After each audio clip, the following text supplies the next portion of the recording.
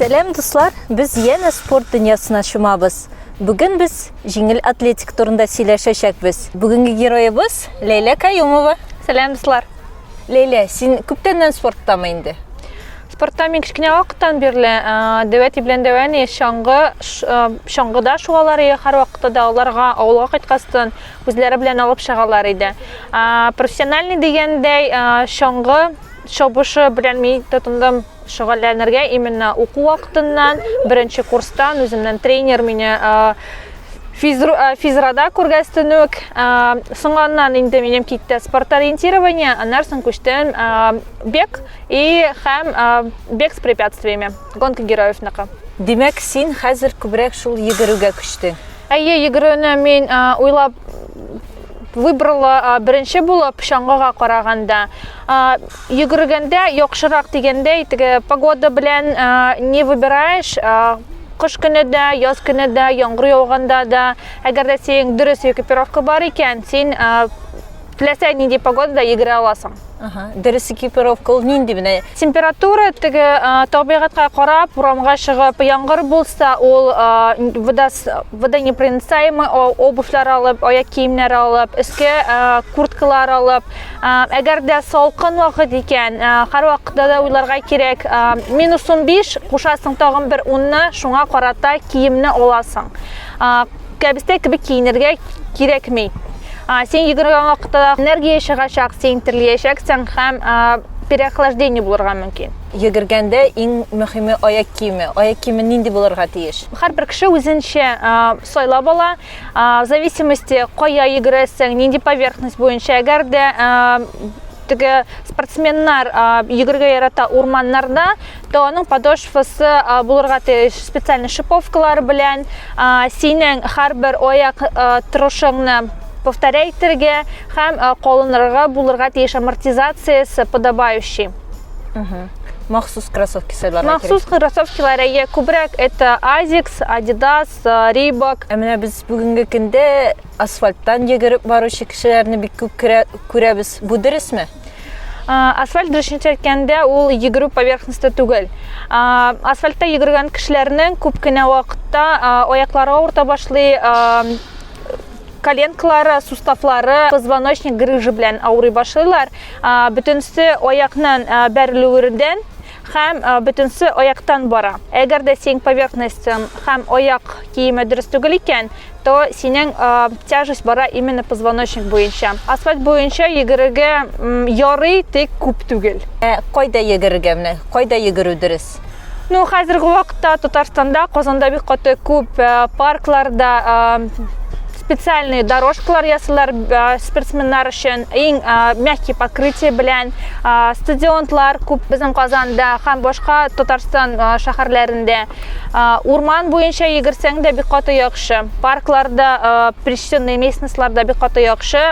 Үзеңнең гибкосканы яхшыртасың һәм дә, менее травматично. Бүгенге көндә спорт ул профессиональ дәрәҗәдәме, әллә бу үзең өчен шөгыльләнүме? Юк, бу күбрәк бара любительский спорт кебек.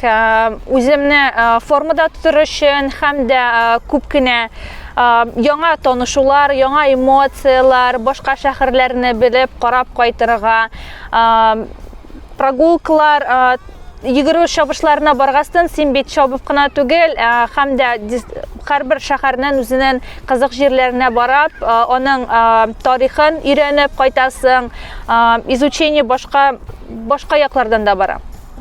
Димәк, син төрле ярышларда да катнашасың. Әйе. Ярылышлар хәзерге вакытта бик каты күп. Особенно менә безнең бу вакытта да ул 2018 елдан башланды. Тимермен дигән группа бар. Ул йөгерүләрне оештырып йөри. Казанский марафон, аныкы һәм дә башка шәһәрләрдә Альметьевск, Мшоллы, Камский марафон диләр аны һәм Нижнекамск. Казанский марафон. Мы очень гордимся этой нашей историей, и что сейчас на старт Казанского марафона выходят почти всех субъектов Российской Федерации. Массовые старты – это самое важное. Именно в них и сказывается вот то здоровье, это национальная гордость, которая сегодня у нас есть.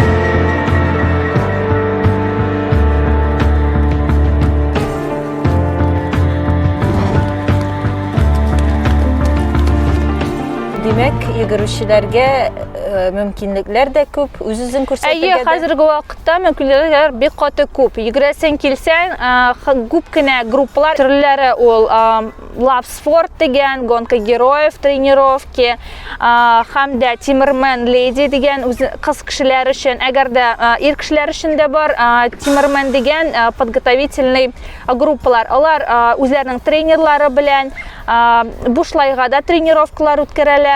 Подготовительнар, әгәр дә син үзеңне результатларга йөгерәсең килә икән, то уже профессиональный спорт гыйлемләре сине өйрәтәләр бик йөгерергә дөрес иттереп. Көндәлек тормышың синең нәкъ йөгерүдән башланамы?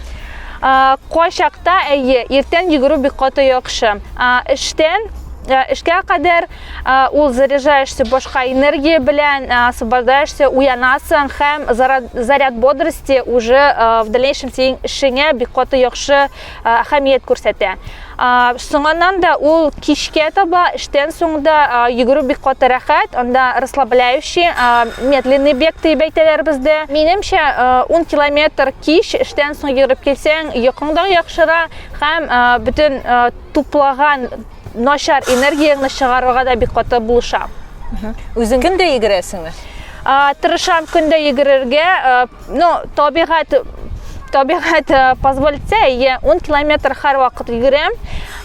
Минем өчен повседневныйга керде ул вакытларда, кыш көнендә, яз көнендә, хәзерге вакытта көн карашы яхшыра башлый. 10 километрны җиңеллек белән үтәсең дә алайса. Минем өчен күп кенәләр теге башлаган вакытта 10 километр, ой, нихәдәр күп, ничек йөрергә, әлбәттә аны узун дистанцияларга теге темпны выбирай итеп йөгерү авырагы. Хәзер ул кибеткә чыгып кергән кебек кенә. Менә йөгерә башлаган кешеләрнең төп хаталары нәрсәдә? Төп хаталар йөгерә башлаганда олар дөрес аяк киеме алмыйлар һәм дә разминкалар ясамыйлар.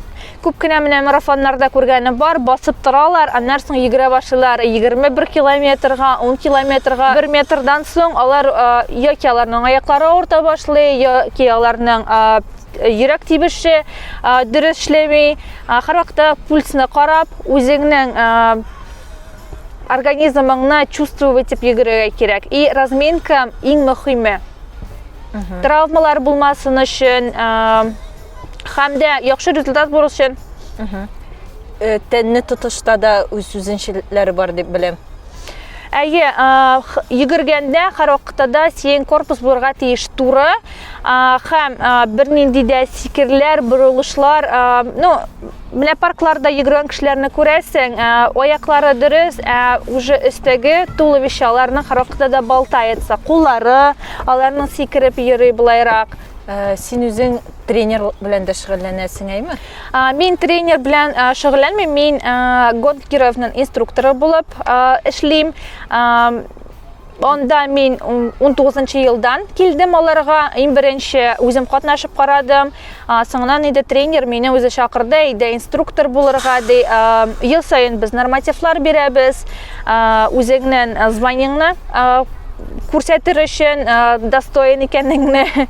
Шуңа күрә дә инструкторлык ул булыша команда тотырга, һәрбер кешегә үзенең подход табырга һәм дә күрсәтергә, үзеңне лидер булып үстерергә. Йөгерү ул синең өчен гомумән нәрсә? Нәрсә бирә бу сиңа? Ну, шатлык, шатлык һәм дә психологларга йөргәнче можно побегать дигәндәй. Психологларга акча түләп каядыр йөргәнче чыгырга, әкрен генә йөгереп килергә, уйларыңда урнаштырырга һәрберсен, һәрбер киштәгә дигәндәй, шул яклардан мин йөгерүне выбираю больше. Үз һөнәреңне башка спорт белән бәйле түгел дип беләм булачак һөнәрең. Казанский ветеринарный институтта укыйм, магистратураны бетерәм бу елны. Ул йөгерү белән бердә түгел, тик менә академия өчен йөгергәндә күп кенәләр сораган, беренче урыннар алып кайтырга преимуществолар бирә. Һөнәрең буенча кем булып чыгасың? Ветеринарный санитарный эксперт. Киләчәктә спортны ташламаска исәп инде. Юк, спорт ташлау турында уйлаган әйбер юк. Спорт күп кенә дә миңа булыша, эмоциональ яктан да, танышулар яктан да. Һәр кая гына кирсәң дә, сөйли башласаң марафон турында, һәр вакытта табыла берәр йөгерүче. Именно сиңа общий темалар, и уже дуслашып китеп, бер-беришең белән аралашып китәсең. Бүгенге көндә менә безнең республикада спорт популяр дип саныйсызмы? Татарстанда хәзер спорт үсә, күп кенәләр карап китсәгез, һәрбер паркларда уже дорожкалар барлыкка килә башлады. Ай сайын яңа әйберләр ачып торалар.